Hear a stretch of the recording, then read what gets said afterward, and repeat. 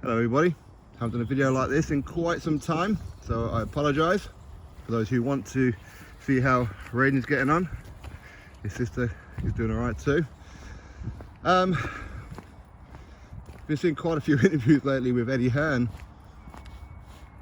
asking why is it that people are not questioning the British Box Board of Control. How did the British Box Board of Control sit on the information about Conor Benn for 6 weeks and didn't do anything? In fact, the British Box Board of Control were the ones who went to the press to leak the story.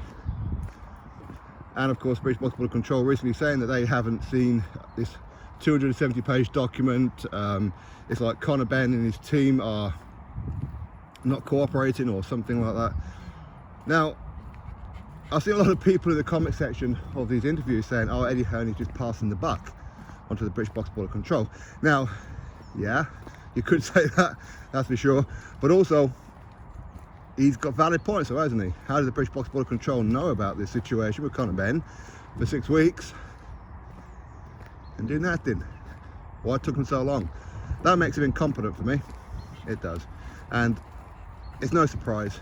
Nothing surprised me with the British Box Board of Control. And the amount of things that Eddie Hearn said about the board, I have to ask the question myself to Eddie Hearn. Well, what are you going to do about it? Are you going to hand in your license? Are you going to start up your own governing body? Are you going to join BBA or something like that? Or are you just going to accept it?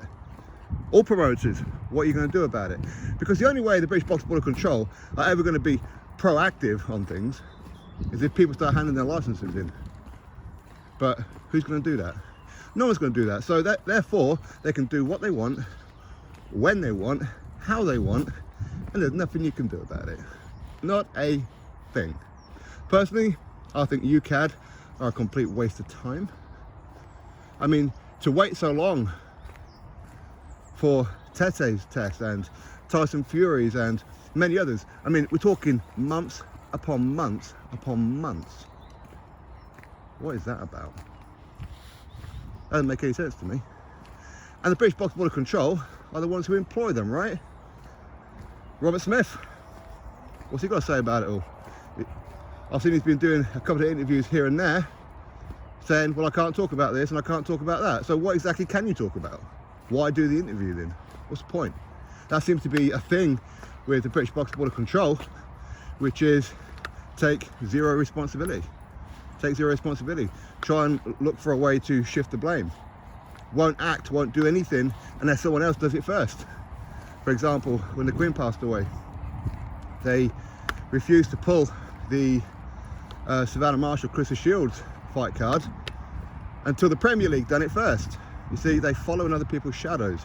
And for me, I want people who's governing our sport here in the UK to stand on their own square, make decisions off their own back. But it seems that the board are so worried about being sued, they're so worried about their own reputation, they're not making decisions in a promptly manner. They're not. And Eddie Hearn is correct. How did he sit on it for 6 weeks and do nothing about it? But again, fire it back to Eddie Hearn. How is it that you did nothing about it other than try to get the fight on? Continue it after 2 failed tests. After the first one came in, what did you do about it? Did you go, hold on, Conor, you're not going to fight until we sort this out? Did you do that?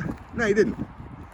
Now, regardless of how Conor Benn failed VADA on 2 occasions, I don't know. We'll find out in time, I suppose, whether he's done something unintentionally or intentionally.